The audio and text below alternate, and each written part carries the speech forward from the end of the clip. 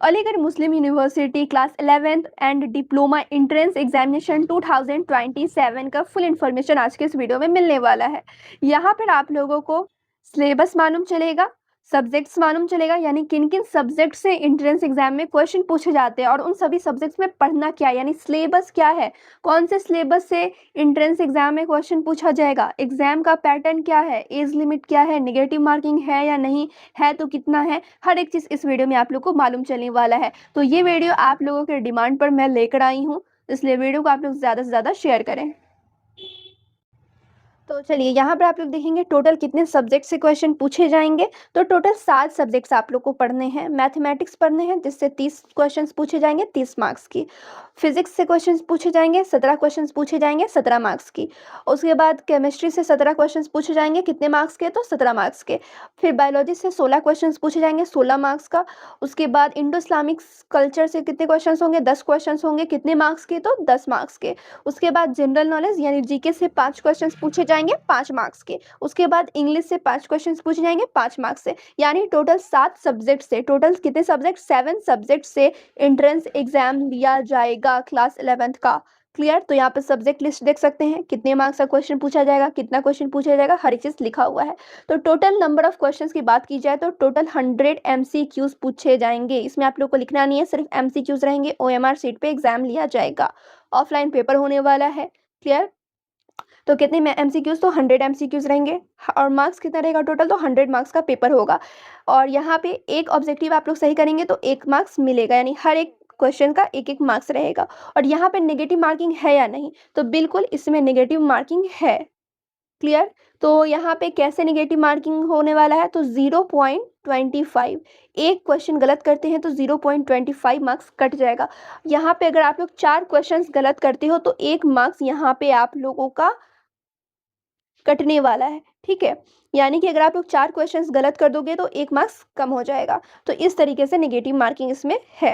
अब age limit की बात की जाए तो एज लिमिट कितनी होनी चाहिए, तो 19 साल। ठीक है, मैक्सिमम आप लोग का 19 ईयर्स होनी चाहिए 1 जुलाई के अकॉर्डिंग। ठीक है, कितना साल होना चाहिए, तो 19 साल होना चाहिए। अब बहुत लोग पूछेंगे मिनिमम एज कितनी होनी चाहिए, तो मिनिमम एज इसमें कुछ भी डिसाइड नहीं हुआ है, बस मैक्सिमम एज 19 साल है। क्लियर। और यहाँ पे जो भी सिलेबस है वो 9th और 10th दोनों क्लास से ही पूछे जाते हैं। यानी 11th का एंट्रेंस एग्जाम आप लोग देना चाहते हो तो क्लास 9th और क्लास 10th का सिलेबस पूरा पढ़ना होगा।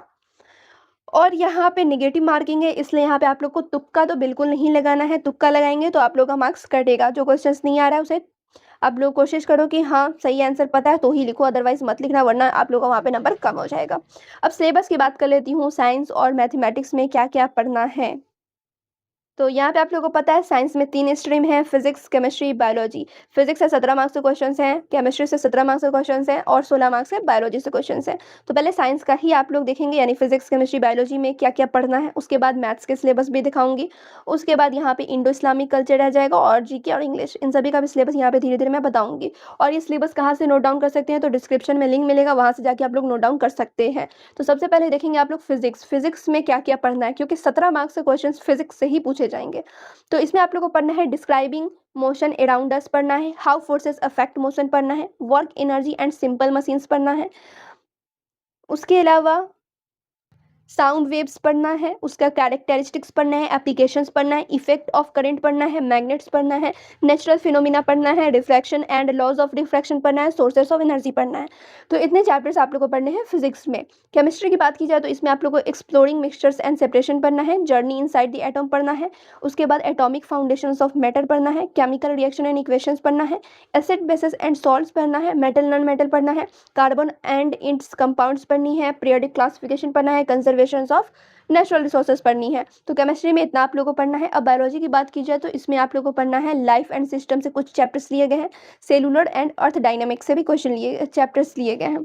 ठीक है, तो लाइफ एंड सिस्टम में कितने चैप्टर है, तो 5 चैप्टर है। Life process, control and coordination, reproduction, heredity and evolution, natural resources. उसके बाद सेलुलर एंड अर्थ डायनेमिक्स की बात की जाए तो इसमें cell building block of life पढ़नी है, टिश्यूज इन एक्शन पढ़ना है, पैटर्न्स इन लाइफ डाइवर्सिटी पढ़ना है, अर्थ एज अ सिस्टम पढ़ना है। तो यहाँ पे आप लोगों ने फिजिक्स, केमिस्ट्री, बायोलॉजी इन 3 सब्जेक्ट्स की सिलेबस देख ली। अब यहाँ पे मैथमेटिक्स में क्या क्या पढ़ना है उसकी बात कर लेती हूँ। तो मैथमेटिक्स में आप लोगों को पढ़ना है number systems, algebra, coordinate geometry, geometry, mensuration, statistics and probability, trigonometry, ये सब आप लोगों को क्या करना है, पढ़ना है। तो इतने चैप्टर्स आप लोगों को यहाँ पे पढ़नी है। चलिए अब यहाँ पे देखेंगे आप लोग इंडो इस्लामिक कल्चर, इसका भी सिलेबस देखेंगे तो 10 मार्क्स 10 मार्क्स का क्वेश्चन पूछे जाएंगे और इसे भी दो पार्ट में डिवाइड किया गया है, एक 6 मार्क्स में और एक 4 मार्क्स में। 6 मार्क्स में आप लोग को इतना चीज़ पढ़ना है, यानी फेमस रूलर्स ऑफ सल्तनत एंड मुगल एम्पायर, इन सभी के बारे में पढ़ना है, कुतुबुद्दीन ऐबक के बारे में, अलाउद्दीन खिलजी के बारे में, फिरोज शाह तुगलक के बारे में, इन सभी के बारे में पढ़ना है। उसके बाद यहाँ पे आप लोग को पढ़ना है इंडो इस्लामिक आर्किटेक्चर के बारे में, फेमस जो मोनूमेंट्स है जैसे कुतुब मीनार हो गया, रेड फोर्ट हो गया, ताजमहल हो गया, इन सभी के बारे में पढ़ना है। रिलीजियस, इसमें भी आप लोगों को देखना है जैसे भक्ति मूवमेंट, सेलेक्ट सूफीज्म ट्रेडिशन, इन सभी के बारे में पढ़ना है। उसके अलावा यहाँ पे पढ़ना है contribution of Muslims in freedom movement, जैसे बहादुर शाह जफर हो गया, टीपू सुल्तान हो गया, इन सभी के बारे में आप लोग को पढ़ना है। तो इन सभी के बारे में पढ़ोगे आप लोग तो 6 मार्क्स ओनली मिलेंगे, ठीक है, 6 मार्क्स मिलेंगे। अब 4 मार्क्स में आप लोग क्या क्या पढ़ना है, तो life and works of sir Syed के बारे में पढ़ना है, उनकी ज़िंदगी के बारे में, उनके काम के बारे में पढ़ना है। Literary contribution of sir Syed, architect of educational reforms, तो यहाँ पे आप लोग को पढ़ना है एमयू का इस्टेब्लिश कैसे हुआ, ठीक है, ये सब आप लोग को पढ़ना है।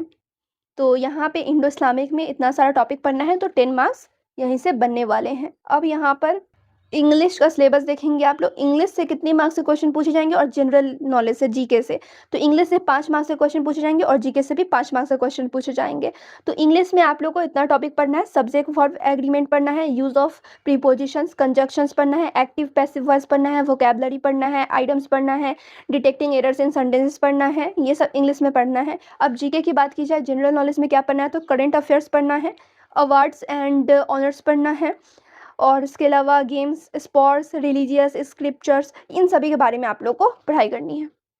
तो यहाँ पर आप लोगों ने मैथ्स का, फिजिक्स का, केमिस्ट्री का, बायोलॉजी का, इंडो इस्लामिक कल्चर का, जनरल नॉलेज का और इंग्लिश का, इन सभी सब्जेक्ट का सिलेबस देख लिया है। मैं उम्मीद करती हूँ आप लोगों को समझ में आ गए होंगे। नोट डाउन आप लोग कहाँ से कर सकते हैं, तो डिस्क्रिप्शन में लिंक मिलेगा, वहाँ पे क्लिक करना, आराम से बैठकर नोट डाउन कर लेना सिलेबस, क्लियर। और यहाँ पर एज लिमिट और जितने भी चीज़ आप लोगों को जानने थे हर एक चीज़ मालूम चल गया है। ऑफलाइन एग्जामिनेशन होने वाला है, कितने मार्क्स का पेपर होगा और कितनी क्वेश्चंस पूछे जाएंगे, नेगेटिव मार्किंग कितनी है, मैक्सिमम एज कितनी होनी चाहिए, हर एक चीज़ यहाँ पे लिखा गया है। और एक चीज़ यहाँ पर मैं क्लियर कर दूँ, ये जितने भी सिलेबस आप लोगों ने देखा तो ये सब 9th और क्लास 10, ठीक है, ये इन्हीं 2 क्लास से लिया गया है। तो ये अगर आप लोग 2 क्लास अच्छे से पढ़ लेते हैं तो यहाँ पर आप लोग ये एंट्रेंस एग्ज़ाम ईजिली निकाल सकते हो, क्लियर। तो चलें फिर मिलती हूँ दूसरे वीडियो में। अगर आप लोग को ये जानना है कि इसका फॉर्म कब भराएगा, एग्जाम कब होगा, तो उस पर भी मैंने एक वीडियो बनाया हुआ है, लिंक डिस्क्रिप्शन में मिलेगा, जाकर देख लेना।